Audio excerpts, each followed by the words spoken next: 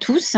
Donc moi je suis Leslie, je vous remercie donc de participer à cet web atelier que nous avons organisé en partenariat donc avec Sedge.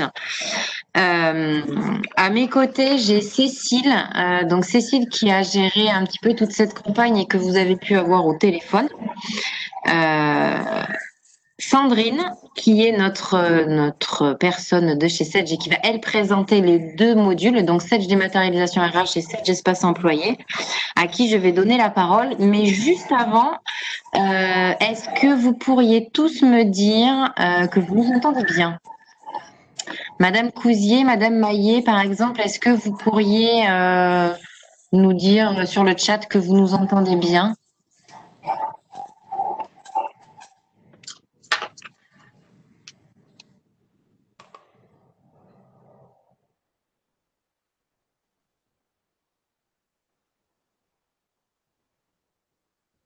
Oui, C'est OK pour les deux c'est personnes? OK. Bon, Madame super. Maillot a répondu. Super. Bon, bah écoutez, je vous souhaite une bonne démo et je vous laisse avec Sandrine. On se retrouve à la fin pour les questions, les réponses et qu'on puisse clôturer cette web démo ensemble. Merci beaucoup. Eh bien, merci et bonjour à toutes et à tous. Donc, aujourd'hui, sur cette heure sur laquelle on vous a réunis, on va aborder deux thématiques. Donc, la dématérialisation RH et Sedge espace employé. Donc, ce que je vous propose, c'est qu'on démarre la présentation des produits. J'enchaînerai rapidement avec une démonstration et à la fin, je vous réouvrirai les micros pour poser l'ensemble de vos questions. Alors, je vous propose tout d'abord de commencer par Sedge espace employé. Alors, plutôt que de vous l'expliquer longuement, on va rapidement passer dans la démonstration, mais auparavant, je voulais vous expliquer ce qu'est exactement Sedge espace employé. Sedge espace employé, ce qu'il faut que vous sachiez tout d'abord, c'est que c'est une solution qui est en 100% SaaS, qui aujourd'hui vous propose deux modules, les congés absence et le deuxième module qui est le dossier salarié. Cette solution est un portail collaboratif qui va nous permettre d'avoir, au travers de ces deux modules, eh bien, une gestion des traitements de nos collaborateurs au travers d'un outil qui va être intuitif et modulaire. Ce qu'il faut comprendre, c'est que Sedge Espace Employé, c'est un outil qui est multi-société, multi-établissement, qui n'a pas de limite dans le nombre de salariés et qui va vous permettre d'avoir un outil qui va vous faire gagner du temps et prendre rapidement en main les informations. Le but, c'est que toutes les données qui aujourd'hui transitent sur des papiers concernant par exemple les demandes de congés, eh bien on arrive à un zéro papier.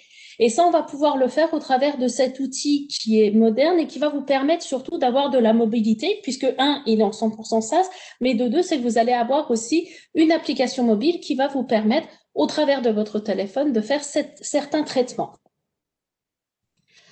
Si on regarde le premier module, les congés absences, les principales fonctionnalités, ça va être bien sûr tout ce qui est gestion des congés et des absences, comme son nom l'indique. Vous allez pouvoir mettre en place des circuits de validation personnalisés.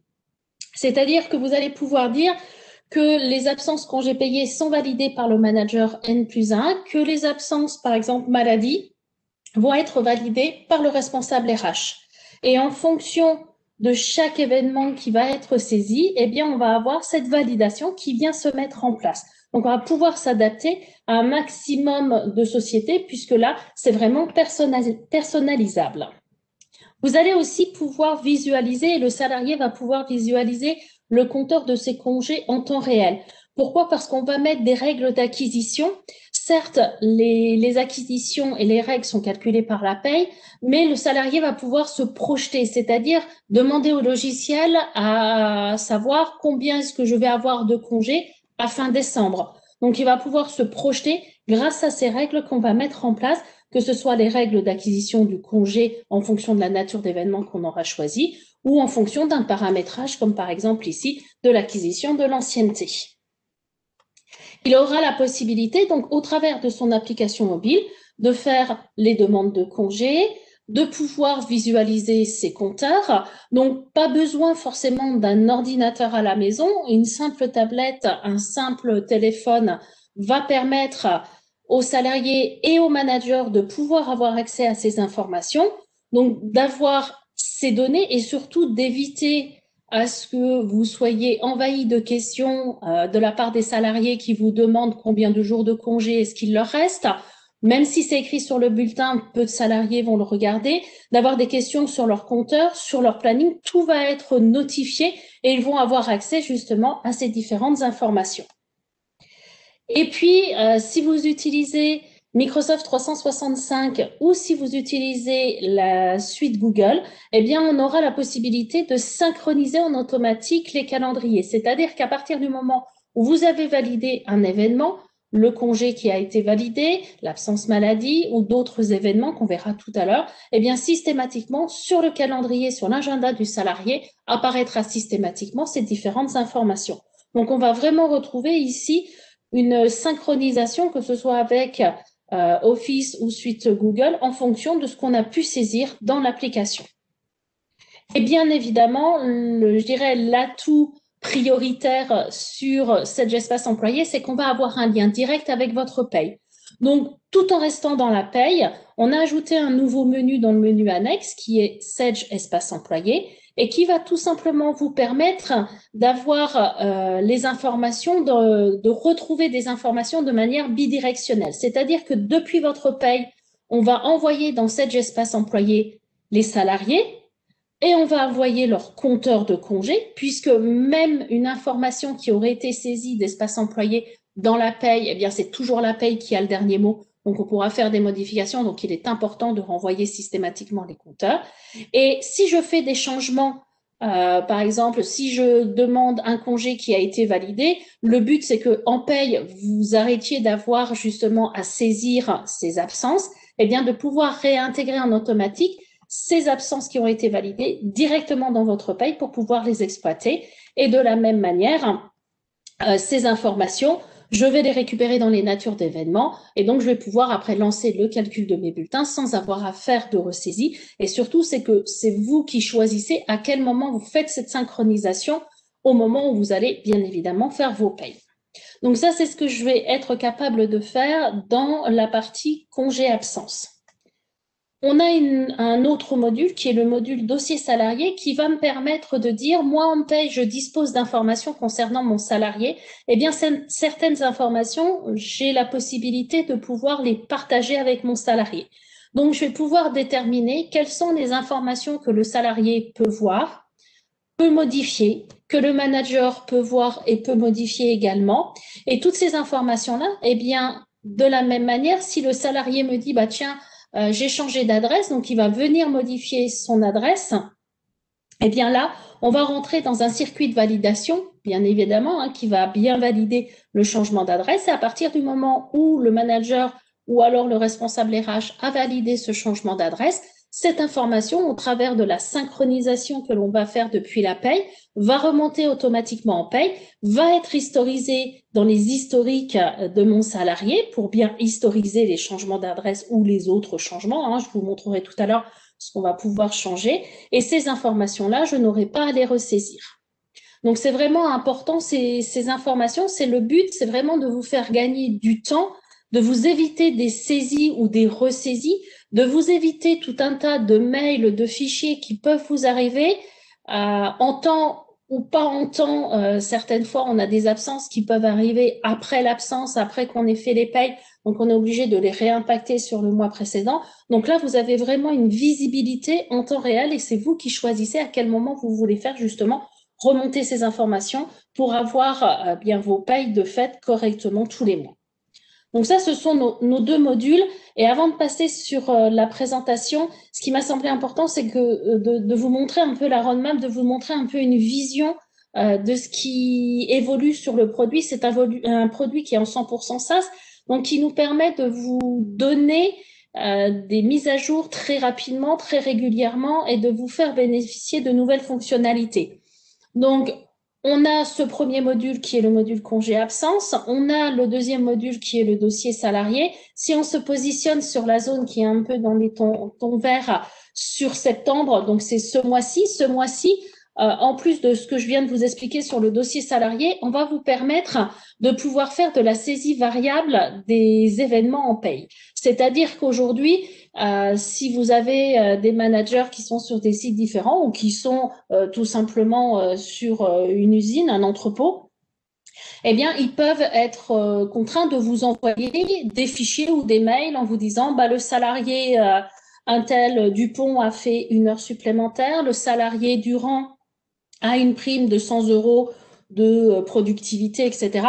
Donc, tout ce qui est saisie des variables, donc prime, heures supplémentaires, eh bien, plutôt que de recevoir des mails, de recevoir des fichiers qui sont peut-être pas normés, que vous ne pouvez pas importer directement dans la paye, eh bien là, ils viendront se connecter au dossier salarié et pourront directement faire la saisie de ces variables de paye que vous allez valider et ensuite tout simplement faire remonter en paye pour vous éviter de devoir les ressaisir.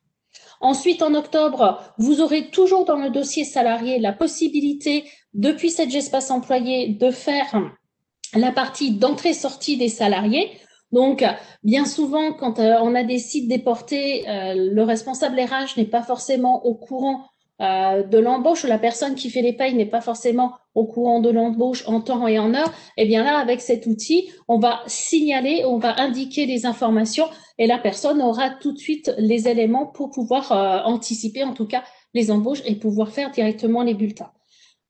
En décembre, sortira cette fois-ci un 3e module qui est le module d'entretien annuel, donc qui vous permettra d'avoir les historisations de vos entretiens et d'avoir un suivi des entretiens annuels.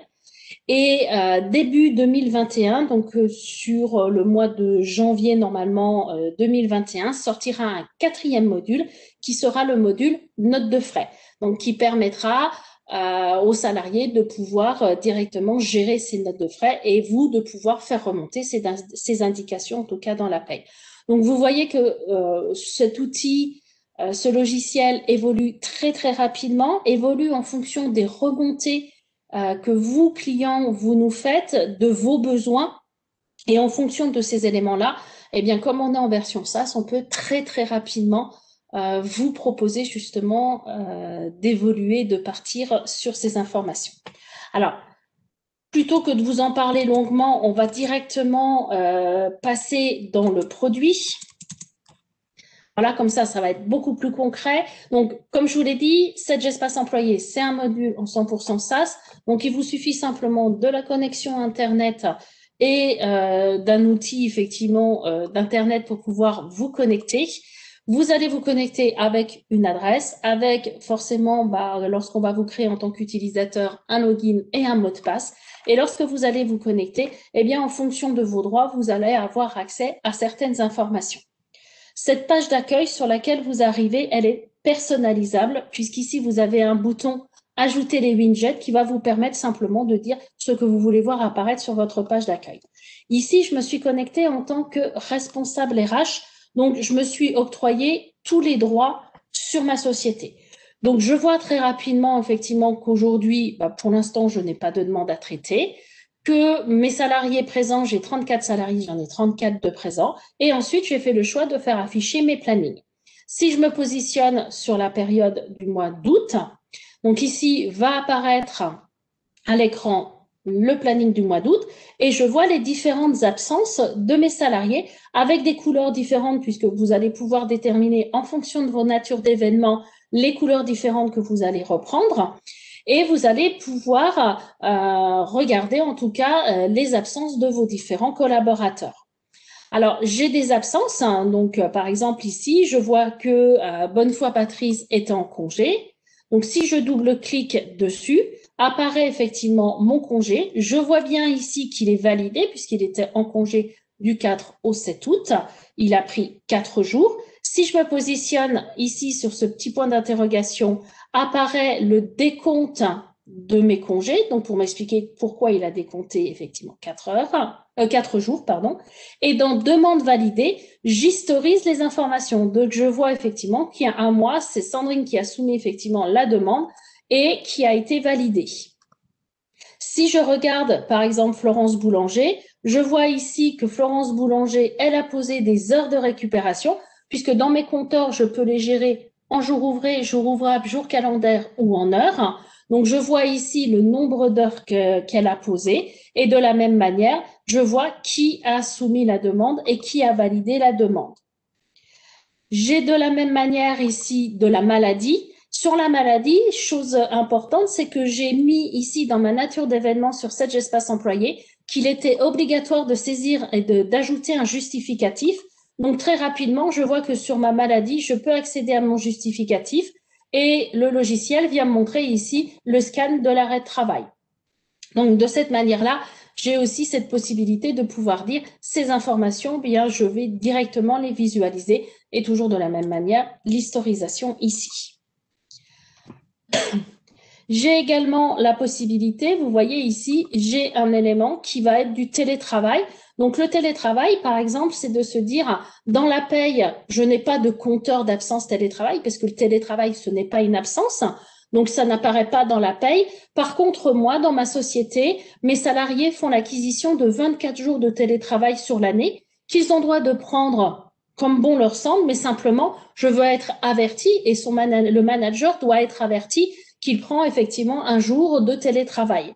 Donc, ça va me permettre ici de dire que cette nature d'événement télétravail que j'ai créé dans cet espace employé, je ne la fais pas remonter en paye, mais par contre, je vais gérer les compteurs justement sur Florence Boulanger.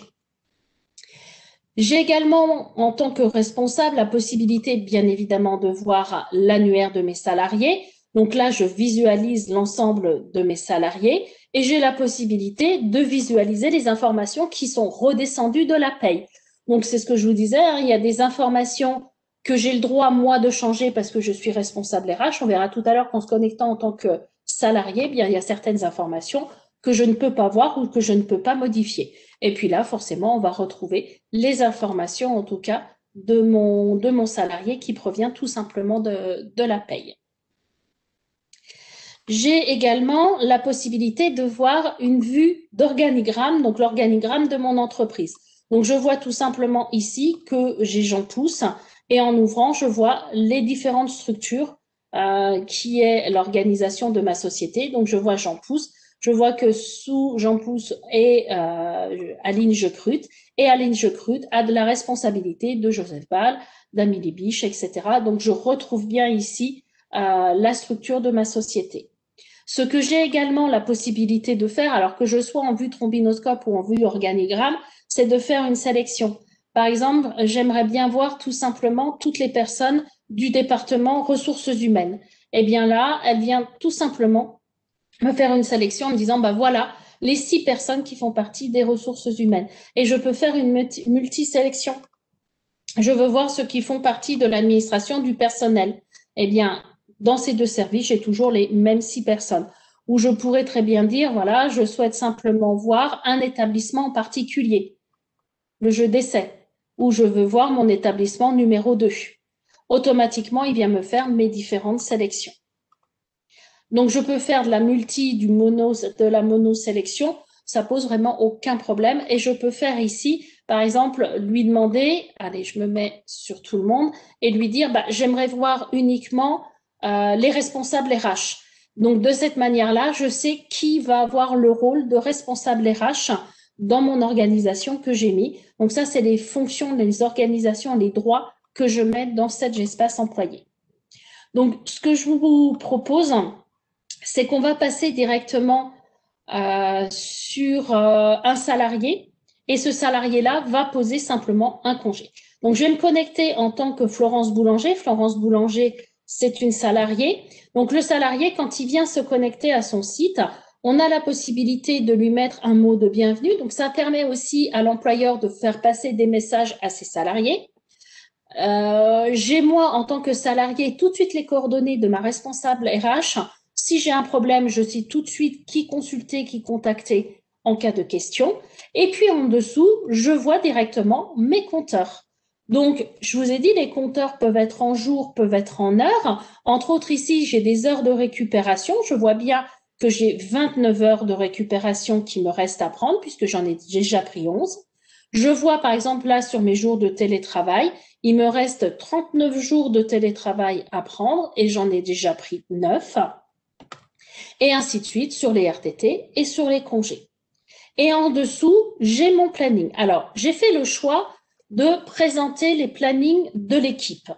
Pourquoi? Parce que je peux mettre des restrictions, des contraintes de prise de congé. Par exemple, j'ai une équipe ici de 6 personnes et je dis, dans mon équipe, je dois toujours avoir un minimum de 2 personnes. Donc, si je veux impliquer mes salariés sur ces restrictions, il faut bien que mes salariés puissent voir tout simplement l'organigramme et puissent voir les absences de mes salariés. Par contre, vous vous souvenez tout à l'heure, je vous ai montré l'absence maladie de Patrice Bonnefoy. Je vois bien ici que Patrice Bonnefoy, moi cette fois-ci, quand je me connecte en tant qu'un salarié, je vois bien que Patrice Bonnefoy était absent, mais j'ai beau double-cliquer, je n'ouvre pas l'absence, mais surtout c'est que je ne vois pas ici marqué absence maladie. C'est-à-dire qu'on va pouvoir déterminer des absences qu'on va typer de type anonyme. Par exemple, tout ce qui est absence maladie, maternité, paternité, enfant malade. J'ai pas envie que les collègues sachent pourquoi son collègue a été absent. Donc, ces absences-là, je vais les mettre en anonyme. Après que le salarié voit que son collègue est en congé payé ou en RTT, je dirais ça n'a pas d'incidence. Mais sur d'autres absences, ça peut avoir une incidence. Donc, comme ça, je peux avoir des absences anonymes. Les règles de restriction que je mets, bien évidemment, si je dis dans l'équipe, il faut toujours au minimum de 2 personnes, forcément, si le salarié pose quand même congé, il aura tout de suite un message d'alerte qui dira attention, c'est pas bon, il doit toujours rester 2 personnes. Donc, on a toujours cette information-là, mais c'est important que le salarié puisse comprendre pourquoi on lui refuse en tout cas son congé.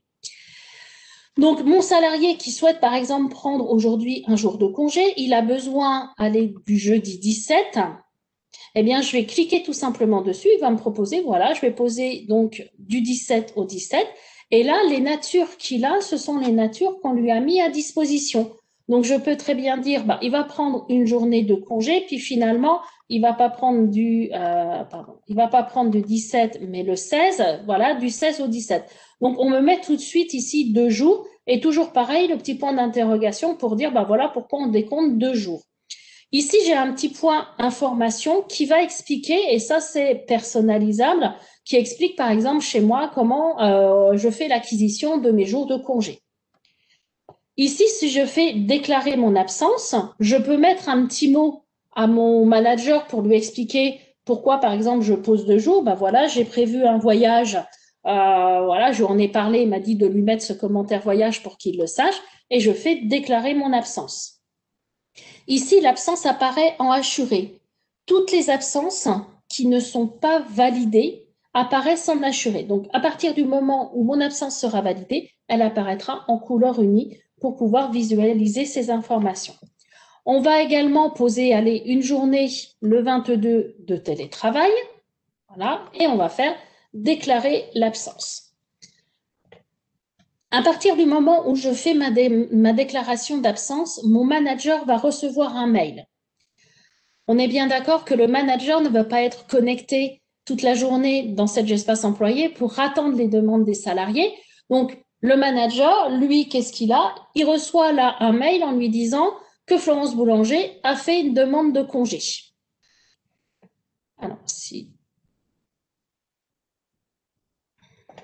j'arrive à récupérer. Voilà, donc si je viens tout simplement me connecter, alors excusez-moi, nouvel onglet, voilà. Donc je viens me connecter à mon mail.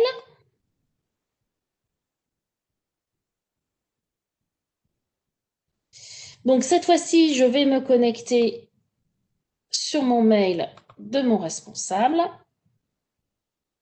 Et donc mon responsable, voilà, c'est en cours de chargement, a reçu, vous voyez ici, un mail qui dit effectivement que Florence Boulanger a demandé du télétravail et que Florence Boulanger a demandé effectivement un congé pour le motif voyage. Donc, je pourrais très bien ici venir directement cliquer sur ce lien pour pouvoir me connecter en tant que responsable. Voilà, donc là, il faut simplement que je mette forcément mes coordonnées pour pouvoir me connecter. Là, je suis en tant que responsable et je vois tout de suite, effectivement, l'ouverture de la demande de congé du 16 au 17. Voilà, donc de Florence Boulanger. Donc, je vois, moi, en tant que responsable, tout de suite cette demande. Si je referme cette demande, je peux visualiser tout simplement les plannings. Si je reviens sur ma page d'accueil, je vois ici que j'ai effectivement 2 demandes à traiter. D'accord? Et en faisant le détail, je vais bien retrouver les 2 demandes de mon salarié. Donc, je peux très bien lui dire, bah, le 22 septembre, elle a demandé un télétravail. Moi, j'ai prévu de faire une réunion d'équipe. Donc, je ne peux pas, en tout cas, lui valider cette demande de télétravail. Donc, je vais lui faire refuser. Je vais lui mettre bah, comme quoi on a une réunion équipe. Voilà. Et je refuse sa demande. Il me reste un dernier élément, c'est l'élément de ses congés. Je vais dire, bah, avant de valider, je vais aller voir dans mon équipe si j'ai pas quelqu'un qui est en congé. Non, j'ai personne qui est en congé. Eh bien, je réouvre simplement et je dis là, OK, je vais valider. Je vais lui mettre, allez, bon voyage. Et je valide ma demande. Donc là, je vois bien que ma demande a été validée, hein, elle apparaît bien en une couleur unie. Là, je vois quand même, puisque j'historise les refus, donc je vois effectivement que mon télétravail a été refusé. Si maintenant je viens et que je me connecte cette fois-ci au profil de mon autre collaborateur, hein, donc qui est mon collaborateur, hein, ah, faut juste...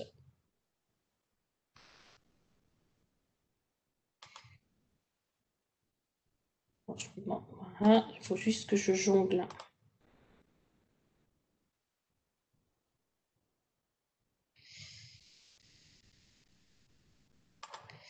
Alors, je ne me suis pas déconnectée sur le bon compte. Voilà. Donc, si maintenant je me reconnecte, excusez-moi, sur le compte de mon salarié, eh bien, mon salarié a reçu un mail, enfin 2 mails. Un mail pour dire que mon jour de télétravail a été refusé. Voilà. Et un mail pour me dire que les congés ont été validés. Donc, je retrouve bien ici comme quoi le congé a été validé avec le commentaire de mon responsable. Et là, j'ai bien comme quoi ça a été refusé avec effectivement le commentaire comme quoi il y a une réunion d'équipe. Systématiquement, les synchronisations avec mon calendrier se sont faites et je vais retrouver systématiquement les éléments que je peux visualiser en tout cas à ce niveau-là. Donc, vous voyez, les saisies se font vraiment très, très simplement et je peux sans aucun problème de cette manière eh bien, passer d'un collaborateur à un autre. Le but, c'est qu'une fois que j'ai validé ces éléments-là, bien évidemment, en paye, vous puissiez les récupérer. Donc, si je me connecte directement à la paye, donc dans ma paye, je retrouve dans le menu annexe Sage Espace Employé et dans Sage Espace Employé, je vais lui demander simplement de m'importer mes événements. Ici, je vais faire la sélection sur ma période. Je vais lui dire, bah, importe-moi que mes événements de septembre. Si je clique sur visualiser, il vient me proposer ici mon congé. Donc, j'ai bien le congé que j'ai accepté de 12 jours. En faisant importer, il me fait l'importation donc dans ma nature d'événement. Donc, j'ai mon rapport qui va me dire que l'importation s'est bien passée.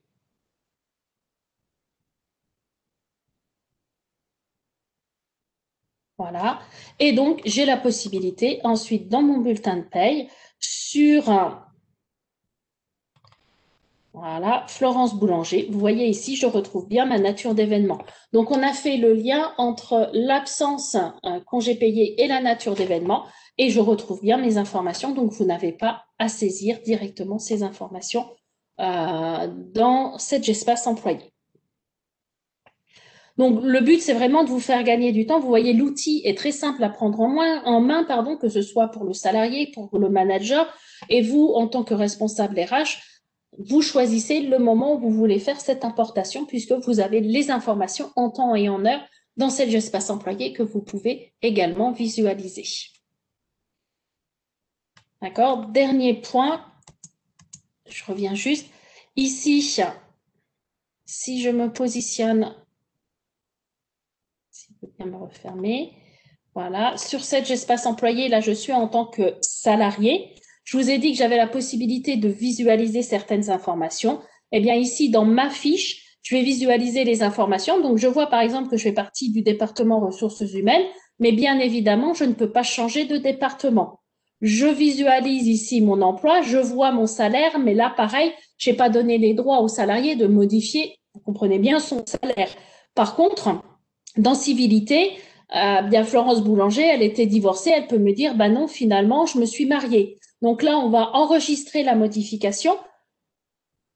À partir du moment où la modification est enregistrée, elle rentre dans un circuit de validation. Tant qu'elle n'est pas validée, elle est plus modifiable.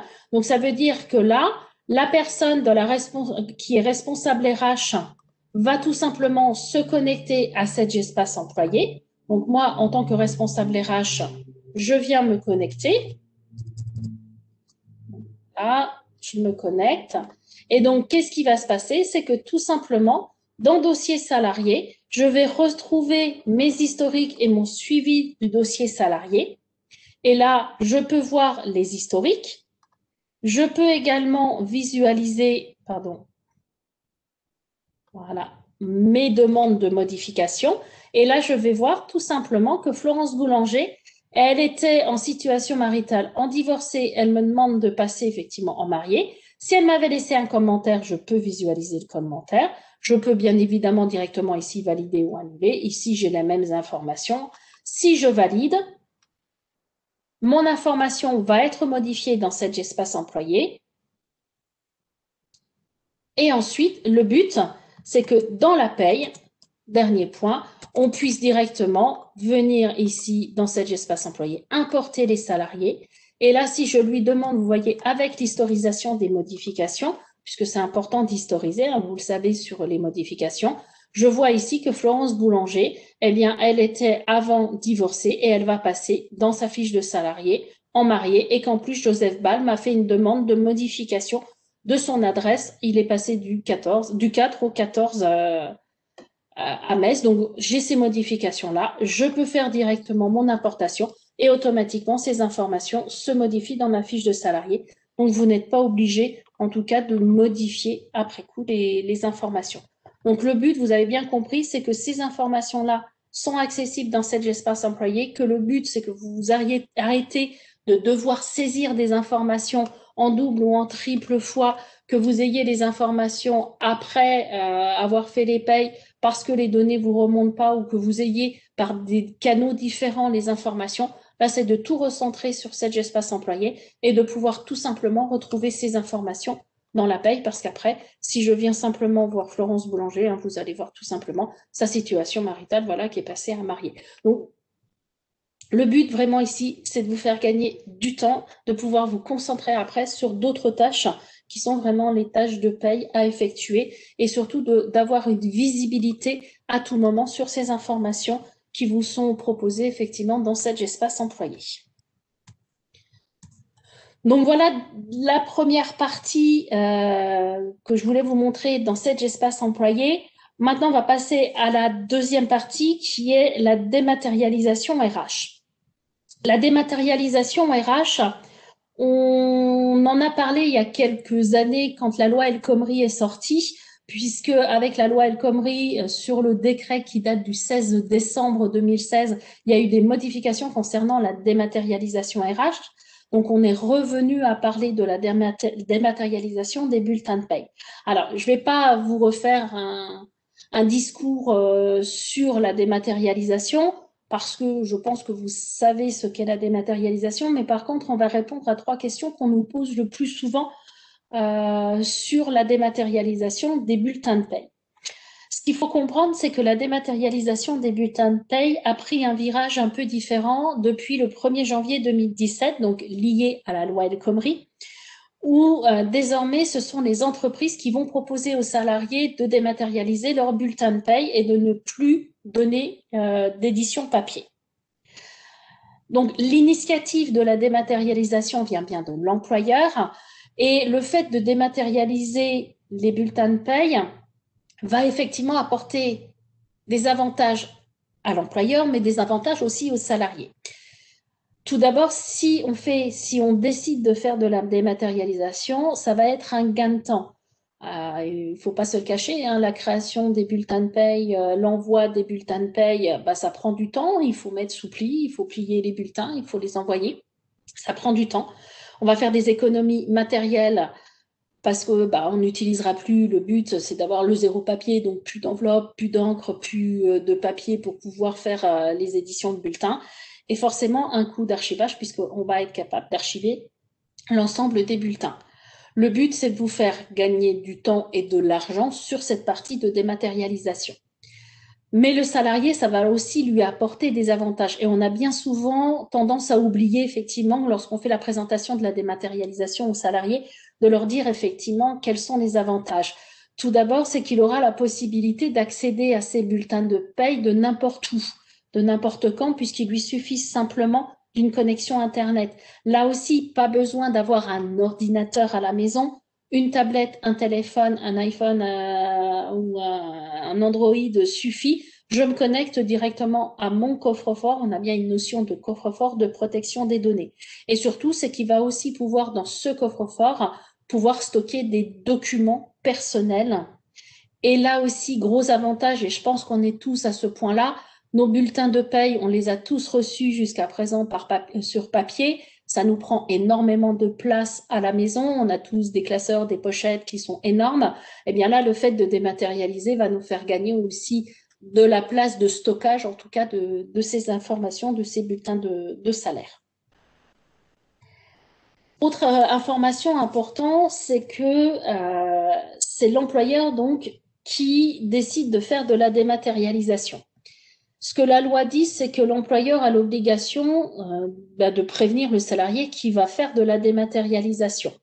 Vous avez l'obligation de prévenir le salarié un mois avant le premier bulletin dématérialisé. Alors, un mois, ça peut paraître court et ça paraît court.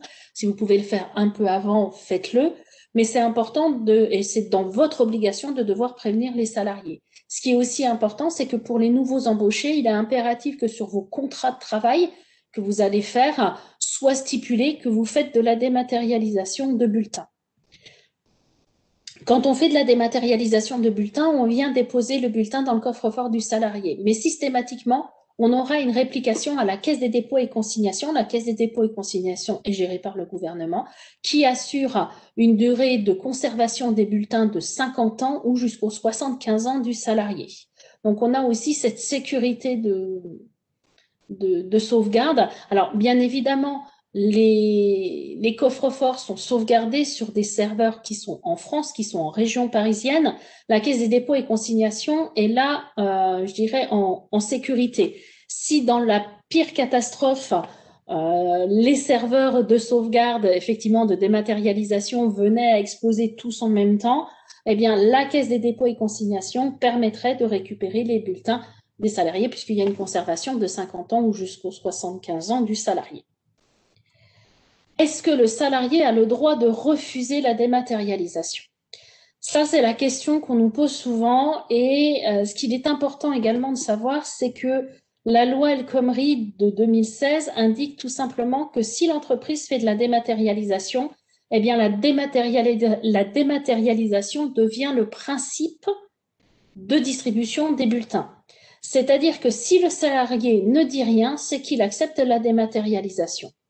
Ce qui veut dire que le salarié peut dire non, moi je ne veux pas dématérialiser mes bulletins, je veux continuer à les recevoir en papier. C'est son droit. Simplement, il doit se faire connaître par tous les moyens qu'il peut auprès de son employeur pour dire qu'il n'accepte pas la dématérialisation et qu'il veut continuer à avoir ses fiches, ses bulletins de paye, en papier. Dans ce cas, vous êtes dans l'obligation de lui donner son bulletin papier. Bien évidemment, le salarié peut changer d'avis et donc, il peut très bien dire, j'avais pas accepté la dématérialisation. Finalement, et c'est ce qui arrive dans la plupart des cas en parlant avec les collègues, il s'aperçoit que la dématérialisation, c'est plutôt bien, ça a que des avantages et revient sur sa décision et repart effectivement sur la dématérialisation des bulletins. Voilà. Donc, En tout cas, le salarié peut refuser, simplement s'il ne dit rien, c'est considéré comme une acceptation de sa part. Et dans ce cas, il aura directement la possibilité d'ouvrir son coffre-fort. Justement, le coffre-fort salarié, vous allez voir, c'est un coffre-fort qui lui est créé à vie. C'est-à-dire que même s'il quitte votre entreprise, il continuera à avoir son coffre-fort d'actifs, puisque vous comprenez bien qu'il a ses bulletins. On a la réplication à la Caisse des dépôts et consignations qui conserve les bulletins 50 ans ou jusqu'aux 75 ans du salarié.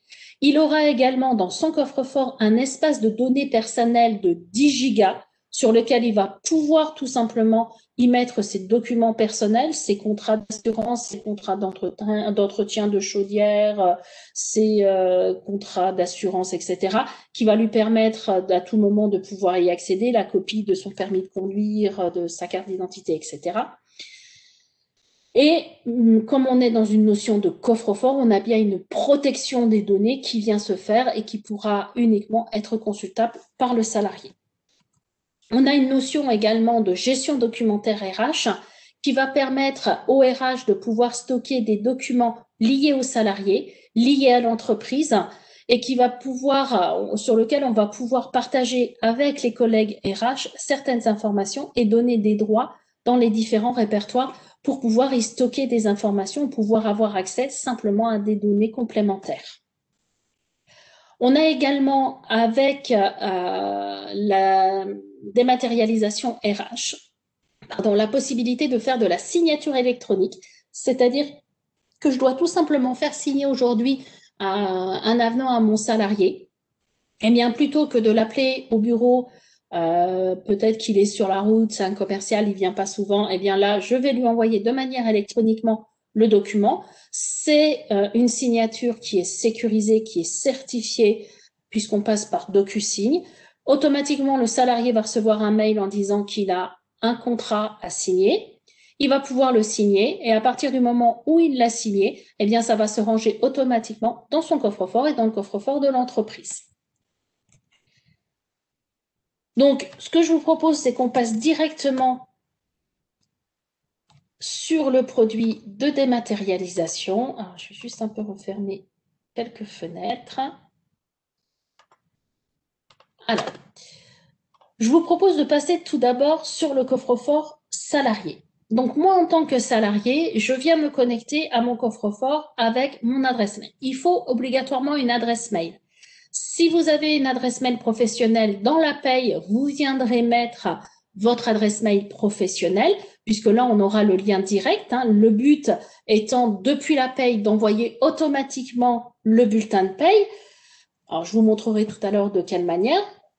Et donc là, je vais pouvoir directement me connecter. Si je n'ai pas d'adresse mail professionnelle, bien le salarié devra vous donner son adresse mail personnelle. À partir de ce moment-là, je rentre effectivement dans mon coffre-fort et je vois sur le côté des étiquettes. Si je viens sur bulletin de salaire, eh bien, je vais pouvoir visualiser les bulletins de salaire que mon employeur m'a donnés. Donc, je vais voir tout simplement ici, bien évidemment, le bulletin clarifié. D'accord? Donc, je visualise mon bulletin. Et vous voyez ici que comme mon bulletin provient de mon employeur, eh bien, il y a automatiquement un certificat d'authenticité qui prouve l'authenticité de mon bulletin. Et ce certificat d'authenticité va simplement montrer que le document, le bulletin, entre autres ici, a bien une date d'archive, a bien un poids et surtout une référence unique qui a été enregistrée.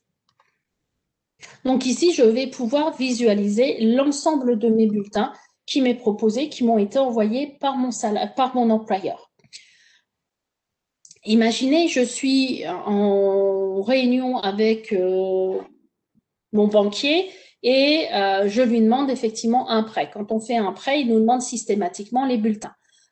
D'habitude, qu'est-ce que je fais? Non, j'ai pas les bulletins. On reprend rendez-vous, on repart à la maison, on prépare les bulletins et on envoie à notre banquier. Là, ce que je fais, c'est tout simplement depuis mon téléphone, je me connecte à mon site. Je vais venir ici tout simplement sélectionner les 3 derniers bulletins de salaire, par exemple, que j'ai reçus. Et j'ai ici un bouton qui s'appelle partage. Et dans ce bouton partage, je me suis simplement créé ici un partage que j'ai appelé banque où j'ai mis l'adresse mail de mon conseiller. Et là, tout simplement, je vais pouvoir lui envoyer les différentes informations. Attention, je n'envoie pas les bulletins parce que ça ne serait pas sécurisé. Je lui envoie simplement un lien lui demandant de se connecter pour aller télécharger les 3 bulletins que je lui ai mis à disposition. Et ce lien, je peux lui mettre une date d'expiration, lui dire par exemple, eh bien, il a par exemple 3 jours pour aller télécharger. Au-delà des 3 jours, il ne pourra plus y avoir accès. Donc, vous voyez, très rapidement, depuis mon téléphone, je peux partager instantanément mes informations. Surtout que je peux également, ce que je vous disais, stocker des données personnelles. J'ai mis par exemple ici la copie de mon permis de conduire qui va me permettre tout simplement, eh bien, si j'ai mes papiers qui sont volés, de pouvoir avoir accès directement à mes informations pour pouvoir avoir la consultation de mes éléments. Pareil sur la carte d'identité, etc. De quelle manière est-ce que j'ajoute un document? Je fais simplement ici ajouter et je vais chercher mon document. Donc vous voyez, l'utilisation du coffre-fort salarié est vraiment très très simple. Et c'est cette partie-là qu'il faut vraiment expliquer aux salariés pour vraiment lui prouver que ça va être simple d'utilisation, que ça va lui faire gagner du temps, ça va lui donner que des points positifs puisque derrière il n'aura plus à stocker ses bulletins et surtout c'est qu'il va pouvoir y stocker aussi des documents personnels. Maintenant, si je passe du côté RH, donc employeur, voilà, je viens me connecter cette fois-ci sur l'employeur. Et donc là, je vais accéder à mes informations. Donc, qu'est-ce qui se passe concrètement? C'est que depuis ma paye, je vais retrouver dans le menu annexe, cette fois-ci, dématérialisation RH. Et là, je vais pouvoir tous les mois synchroniser mon organisation et mes salariés. Le fait de synchroniser les salariés, tous les salariés qui seraient partis en cours de mois ou ceux que j'aurais embauchés apparaîtront dans la dématérialisation RH et auront la possibilité d'ouvrir leur coffre-fort. Donc, c'est cette synchronisation-là qui va me permettre de récupérer les différentes informations. Ensuite, tous les mois, qu'est-ce que je vais faire? Tous les mois, vous faites l'édition de vos bulletins. La fenêtre ici, c'est l'édition des bulletins que vous connaissez. Simplement, si je fais de la dématérialisation RH, il suffira simplement de cocher ces 2 options d'envoi des bulletins dans le coffre-fort. Qu'est-ce qui va se passer? Bien là, ça va vous prendre les bulletins et ça va vous les envoyer dans la dématérialisation RH pour être envoyés dans les coffres-forts salariés. D'accord? Lorsque je fais, moi, l'édition de mes bulletins, bien souvent, je fais l'édition de mes bulletins, je regarde mes bulletins et je m'aperçois, tiens, je me suis trompée, j'ai oublié une prime, j'ai oublié une heure supplémentaire. C'est pas grave, j'ai le bulletin, je détruis mon bulletin, je refais ma modification, je réimprime. Là, ce qu'il faut comprendre, c'est qu'une fois qu'un bulletin est parti dans un coffre-fort, je ne peux pas aller le rechercher, le détruire. Pourquoi? Un, c'est parce qu'on a déjà une notion de coffre-fort, et de deux, c'est qu'on a la réplication à la Caisse des dépôts et consignations. C'est un peu comme quand vous donnez les bulletins à la poste. Si une heure après, vous apercevez de votre erreur, vous ne pourrez pas après le postier pour récupérer vos bulletins. C'est envoyé. Donc là, ce qu'on fait, c'est qu'on se dit, on ne peut pas directement envoyer les bulletins dans le coffre-fort du salarié parce qu'on a besoin de faire une vérification. Et c'est vrai que des fois, de cliquer sur imprimer, on peut vite le faire et on risque de se tromper. Donc, ce qu'on fait, c'est que quand on fait cet envoi depuis la paye dans la dématérialisation, c'est qu'on vient tout simplement ici créer un projet de distribution. Et ce projet de distribution, on vient le mettre en attente. Il y a 5 étapes. La première étape, c'est qu'il crée le projet. Deuxième étape, il intègre les bulletins. Et troisième étape, il se met en attente. Tant que vous n'avez pas validé ce projet de distribution, les bulletins ne partiront pas dans le coffre-fort. Ça a 2 avantages. Premier avantage, c'est que je vais pouvoir vérifier mes bulletins, être sûr que ce soit les bons bulletins que j'envoie. Deuxième élément, c'est qu'est-ce que je fais de ces salariés qui n'ont pas accepté aujourd'hui la dématérialisation? Légalement, j'ai l'obligation de leur renvoyer le bulletin papier. Imaginez, je ne vais pas vous demander de retourner en paye et d'aller réimprimer les bulletins dans la paye, parce qu'ils n'ont rien de commun, juste le droit de se dire « je ne veux pas le bulletin dématérialisé ». Eh bien là, vous avez la possibilité, ici, vous voyez le nombre d'exemplaires, j'ai 10, j'ai la possibilité ici de venir télécharger un fichier dans lequel je vais mettre à l'intérieur, en fichier zip, tous les bulletins que j'ai à imprimer pour donner à mes salariés. Ces bulletins-là, je vais les retrouver dans Espace en téléchargement et je vais retrouver ici, vous voyez, mon fichier qui a été créé aujourd'hui, le 8, et à l'intérieur, je vais tout simplement ici retrouver mes PDF de mes bulletins que je dois envoyer à mes salariés en papier. Donc, c'est quand même beaucoup plus simple que de vous demander de retourner en paye et de réimprimer les différents bulletins. Une fois que j'ai visualisé mes informations, il suffit simplement que je clique sur valider pour que là, mon projet de distribution parte. Donc, qu'est-ce qui va se passer? C'est que je vais prendre mes bulletins, je vais les envoyer dans le coffre-fort du salarié, répliquer à la caisse des dépôts et consignations, et un mail va être envoyé au salarié pour lui dire qu'un document a été déposé dans son coffre-fort. Et donc, le salarié, instantanément, a le bulletin qui a été mis. Si vous êtes avec la dématérialisation RH, puisqu'on a deux options, la dématérialisation RH qui vous permet d'historiser effectivement les bulletins et les documents RH liés aux salariés, eh bien, lorsque vous êtes sur salarié, vous allez retrouver ici sur votre salarié différents répertoires que vous allez pouvoir créer pour y mettre des documents que vous souhaitez. Et dans rémunération, je vais retrouver l'ensemble des bulletins de mes salariés. Donc, je vais pouvoir comme ça historiser ces informations. De la même manière, si je regarde sur mon salarié, voilà, si je reviens juste sur mon salarié, je peux par exemple regarder ici dans embauche. Dans embauche, qu'est-ce que j'ai? J'ai par exemple des documents spécifiques. Tiens, j'ai eu une augmentation de salaire. Donc là, c'est des documents que j'ai mis en tout cas sur mon salarié et que je peux visualiser à tout moment. Donc, je peux stocker des documents qui sont attachés à des salariés ou des documents qui sont attachés tout simplement à mon entreprise. Par exemple, j'ai des documents types lorsque je fais une embauche. Eh bien, je me suis créé ici un répertoire documents d'embauche et je peux avoir accès directement à mes informations. Donc, j'ai des documents qui peuvent être accessibles à mes collaborateurs RH sur lesquels j'ai donné les droits. Ce qui est aussi utile, c'est la signature électronique. La signature électronique, je vais vous montrer rapidement de quelle manière est-ce que je signe un document. Je fais par exemple une mutation à mon salarié. Donc, je vais venir ici choisir sur mon bureau. Voilà, on va prendre, je dois avoir une lettre. Voilà, j'ai une lettre de mutation. Je vais dire ici que mon document, je vais l'enregistrer. Donc ça, ce sont mes répertoires que j'ai créés. Je vais le mettre dans Avenant. Le nom du document, je vais l'appeler Mutation Balin et je vais mettre septembre.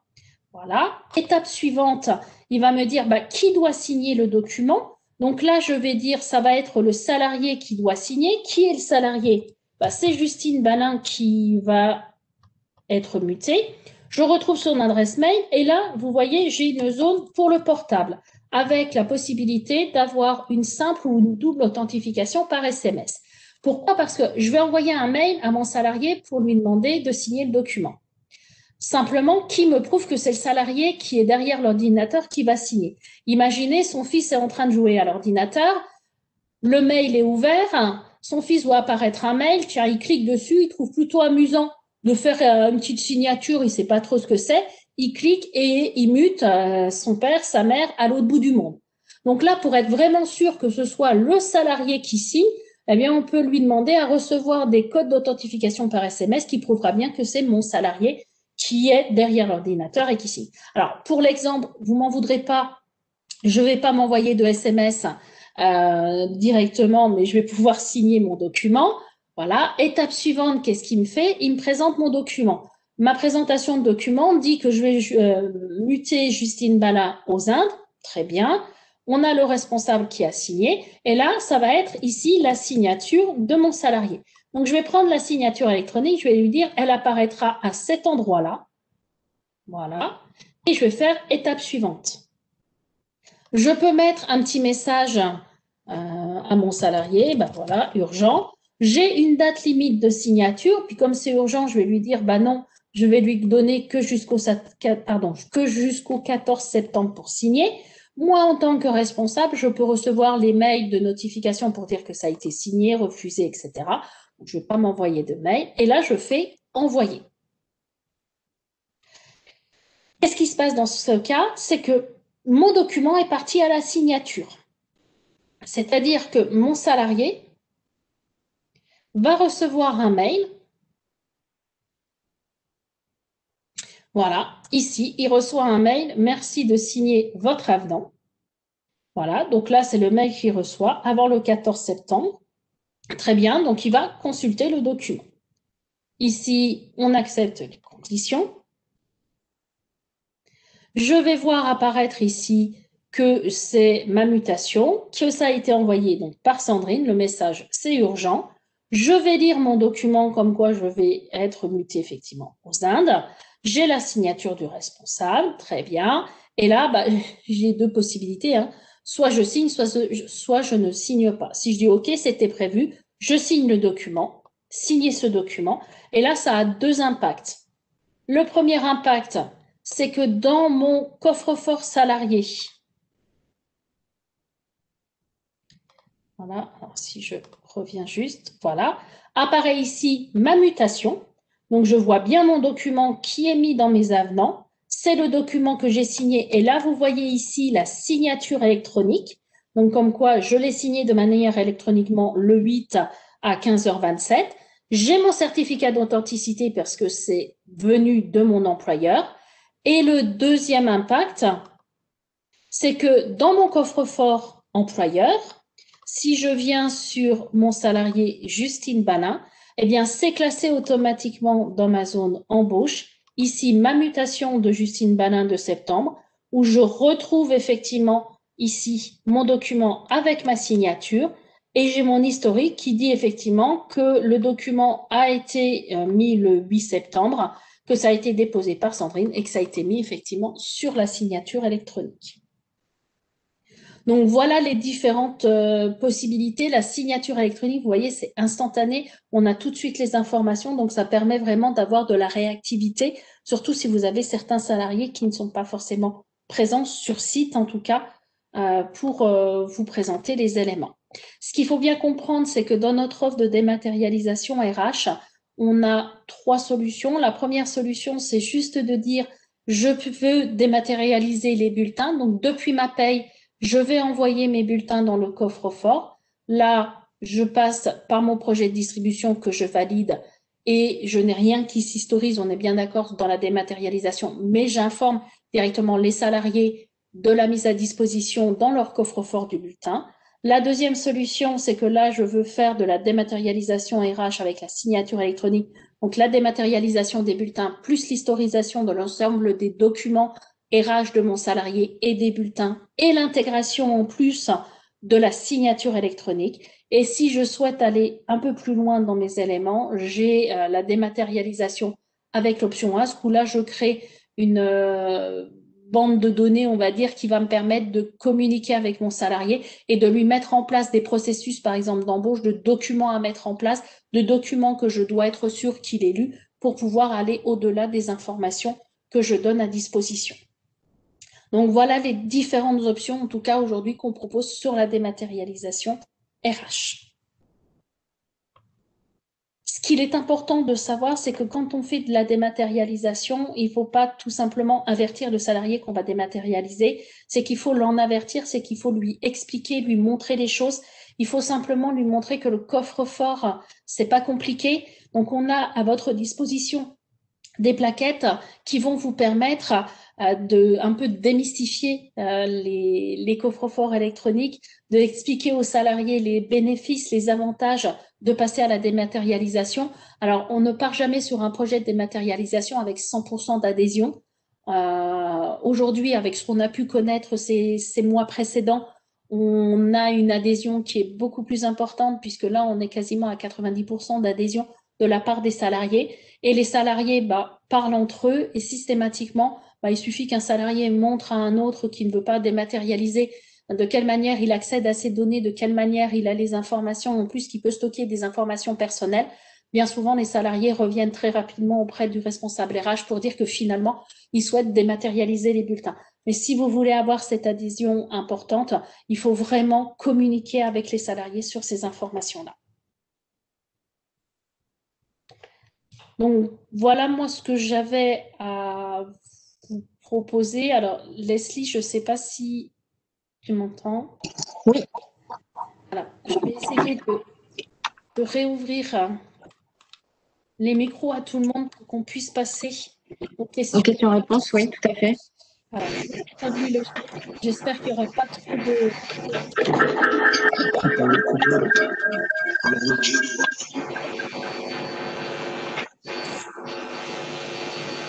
Alors, je suis désolée sur les petits grésillements.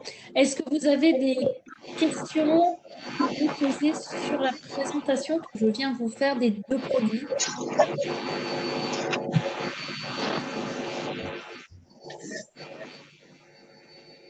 J'ai été aussi...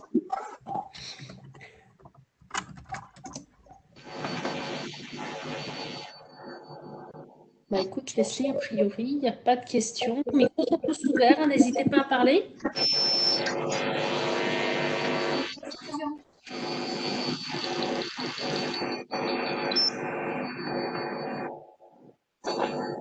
Bah écoute, a priori, il n'y a pas de questions.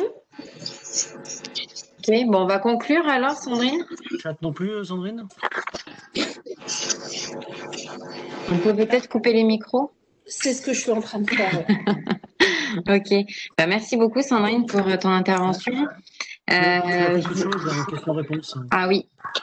Ah oui, tiens. Ah, j'ai pas vu. Bonjour, c'est Isabelle. Bonjour, j'externalise la paye actuellement. Est-il possible d'adapter le produit dans ce cas? Bah là, il faut voir avec la personne, enfin, sur quel produit est la personne qui vous fait les payes. Et c'est lui qui pourra vous proposer effectivement une dématérialisation RH.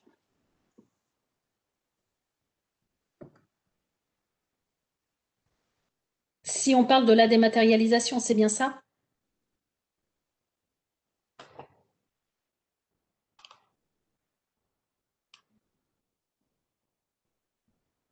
Parce que moi, j'ai pas de question. Ah, alors la question c'était, bonjour, j'externalise la paye actuellement. Est-il possible d'adapter le produit dans ce cas? Et Alors, visiblement, la réponse que vous avez donnée convient puisqu'elle nous a répondu, OK, merci. D'accord. Donc là, je n'ai pas d'autres questions. Est-ce qu'on attend encore un petit peu? Madame Cousier, est-ce que vous avez des questions peut-être?